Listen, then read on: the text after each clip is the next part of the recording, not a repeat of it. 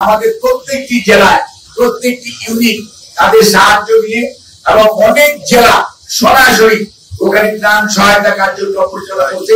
যতই দিন যাচ্ছে প্রতিদিন এই টাকার পরিমাণ বাড়ছে। গতকালকে পর্যন্ত আমাদের একটি রাফ এস্টিমেশন ছিল যে 10 কোটি টাকা আমরা 10 কোটি টাকার দাম বিএনপির পক্ষ থেকে বিএনপি পরিবারের পক্ষ থেকে জনগণকে দেওয়া হয়েছে। সরকারের পাশাপাশি আমরা আশা করছি ইনশাআল্লাহ এই ত্রাণ অব্যাহত থাকবে। ত্রাণ কার্যক্রমের পরবর্তীতে আমরা আপনাদেরকে সঠিক হিসাবটা আপনাদের মাধ্যমে দেশবাসীকে উপস্থাপন করতে পারবো। 16 বছরের অধিক দেশটির উপর এই ধরনের শাসন করেছিল এবং রাজনৈতিক নেতা কর্মী শুধু নয়, সাংবাদিক, শিক্ষক, বুদ্ধিজীবী, ছাত্র সহ বিভিন্ন শ্রেণী পেশার মানুষকে গুম করেছে এবং সামরিক বাহিনীর সদস্যদের আয়না ঘর নামক বস্তু বাংলাদেশের ইতিহাসে নতুন এসছে। আগামী প্রজন্ম পড়াশোনা করলে ইতিহাস বলে জানতে পারবে আয়না ঘর নতুন শব্দ। 700 বেশি সেই ভাইদের গুম হয়ে যাওয়া ভাইদের প্রতি স্মৃতির প্রতি শ্রদ্ধা জানাচ্ছি।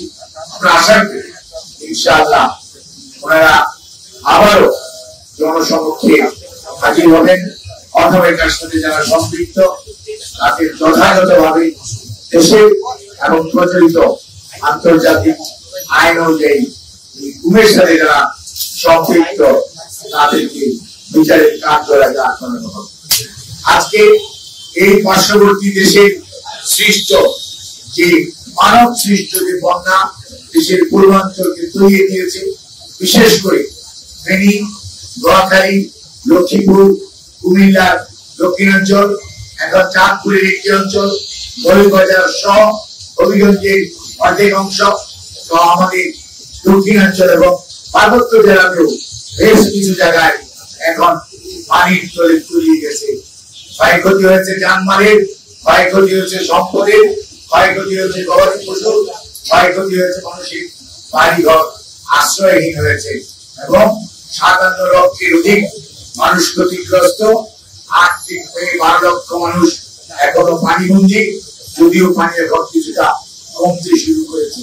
যাদের বাড়িঘর ভেঙে গেছে, যাদের গবাদি পশু ভেসে গেছে এবং যাদের আজকে খাদ্যদ্রব্য অথবা ধান চাল নষ্ট হয়ে গেছে, সেখানে আপনি দোকানপাট নষ্ট হয়ে গেছে এবং রাস্তাঘাট নষ্ট হয়েছে, সেই সমস্ত প্রত্যেকটাই আপনার আবার মেরামত করতে হবে।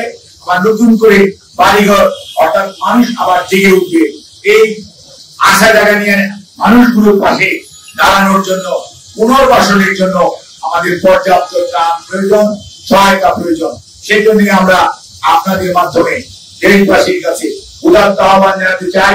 আপনারা এখনো যারা মনে মনে চিন্তা করছেন তারা এসে আপনারা আপনাদের ত্রাণ সহায়তা কেন্দ্রে আপনার ত্রাণ আপনি জমা দিতে পারেন নিজে অথবা প্রতিনিধির মাধ্যমে।